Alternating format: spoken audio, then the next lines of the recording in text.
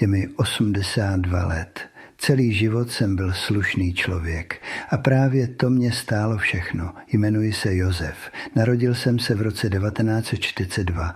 Dožil jsem se svobody v 89. Měl jsem práci, byt, rodinu. Měl jsem jistotu a dnes sedím v tomhle paneláku a ptám se sám sebe, k čemu mi ta jistota byla. Když mi bylo 45, padl komunismus. Pamatuju si ten listopadový večer. Sousedi křičeli na ulici, zvoněly klíče, lidé plakali. Celá republika se probudila, ale já ne, já jsem měl strach. Pracoval jsem 30 let jako úředník ve státním podniku. Řadový pisálek, šedý stůl, šedé zdi, šedý život. Ale byla to jistota, jenže já jsem měl sen. Vždycky jsem miloval dřevo, jak voní, jak se pod rukama mění v něco krásného. Celý život jsem s ním o malé truhlářské dílně. A pak přišel rok 90. Můj švagr přišel jednoho večera k nám do bytu. Josefe, teď je čas, mám kontakt, malá dílna u Brna je na prodej, je to levné, můžeme to koupit spolu. Cítil jsem, jak mi srdce bije, tohle byla moje šance. Ale pak jsem se podíval na manželku, viděl jsem v jejich očích ten samý strach, co byl ve mně. A co penze, řekla tiše. A co když to nevyjde? A já jsem řekl, ne, je to moc riskantní, mám rodinu, nemohu hazardovat.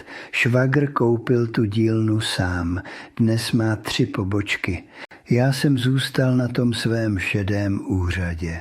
Ještě 10 let, až do důchodu. Bezpečně, slušně, bez života. Ale to není to nejhorší. To nejhorší je, že jsem svůj strach předal dál. Měl jsem 2 syny, Tomáš a Petr. Tomáš chtěl studovat architekturu. Táto, chci stavět domy, chci měnit města. Pamatuju si, jak seděl u stolu, kreslil mi návrhy, oči mu svítily. A já jsem mu řekl, synku, to je nejisté, buď raději inženýr, to je jistota. Podíval se na mě a já viděl, jak ta jiskra zhasíná. Petr chtěl podnikat. V roce 98 měl nápad na malou firmu, IT. Přišel za mnou, potřeboval půjčit 100 000. Tatínku, je to šance, trh teď roste. A já jsem se bál. Petře, je to bublina, najdi si raději normální práci, v bance. Nepůjčil jsem mu.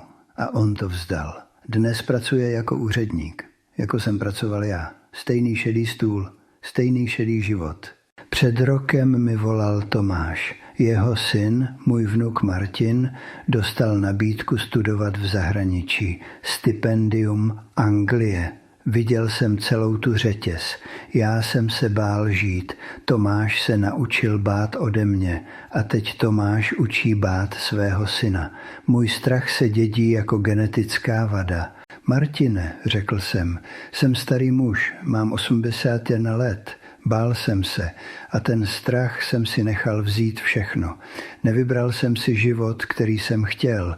Vybral jsem si život, kterého jsem se nebál. Martine, jeď do Anglie, udělej chyby, spadni, vstaň, ale žij, prosím tě. Dnes sedím u okna, dívám se na ty paneláky kolem, všichni jsme tady stejní, staří lidé, co jsme si vybrali jistotu.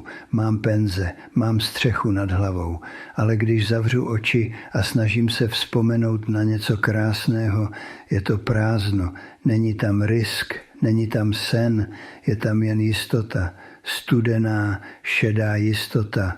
Jestli mě teď posloucháš, mladý člověku, řeknu ti tohle. Přestaň se bát. Slušnost nezachrání tvůj život.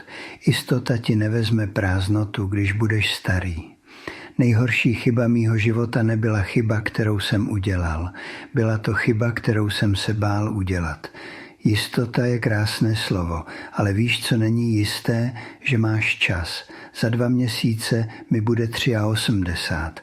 Nevím, kolik mi ještě zbývá, ale vím tohle, je pozdě. Ale ty ještě máš čas, nedělaj moji chybu, protože až budeš starý jako já, zeptáš se, proč jsem tolik nebyl? Jmenuji se Josef, je mi 82 let, byl jsem slušný člověk celý život. A právě to bylo moje největší selhání. Nezůstaň slušný, buď živý, dokud je čas.